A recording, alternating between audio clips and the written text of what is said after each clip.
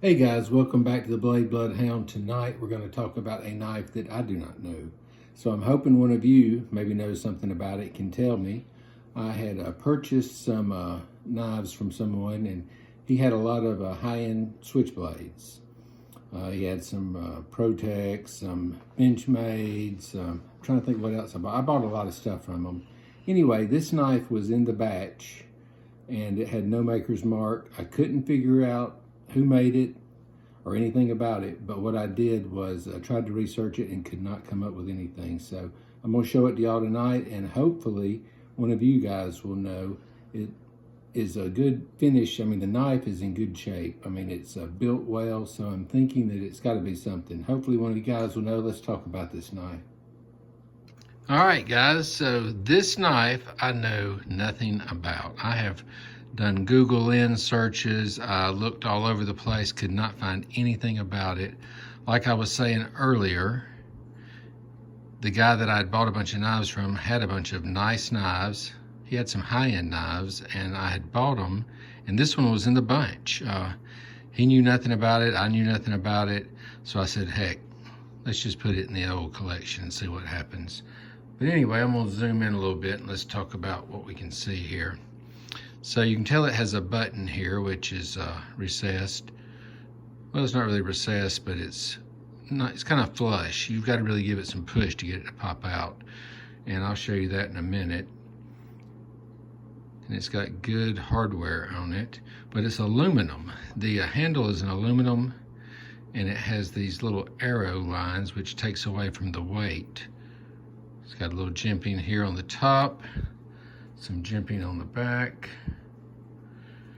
When you flip it over here, it has a clip here, a little knife clip. It has a hole in it here. And I know nothing about this knife, so if somebody does know, please let me know. And we're going to talk about why I think it's an odd one. So the first thing you see, if you look at the blade, it says 154 CM. Now, 154 CM steel is a good steel. It's not your cheapo steel. It's, you know, usually put in high-end knives, so that's one reason it sparked me.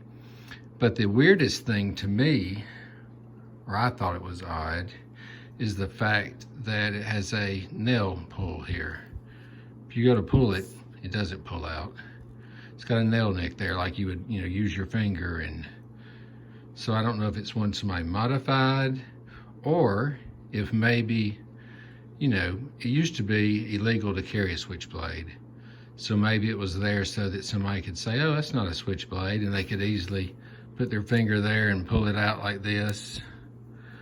But the spring on this knife is amazing, and I'm going to show you here. Let me zoom out as far as I can. So, I mean, when this thing pops out, it means business. It has got a swedge here, a swedge on this side, which is usually not on cheap knives either. And the steel feels amazing. But I mean, really, if you watch this, I mean, it practically jumps out of your hand. I wish I knew more about it, so if anyone knows anything or can tell me anything, if you look right there, you see how that blade's made?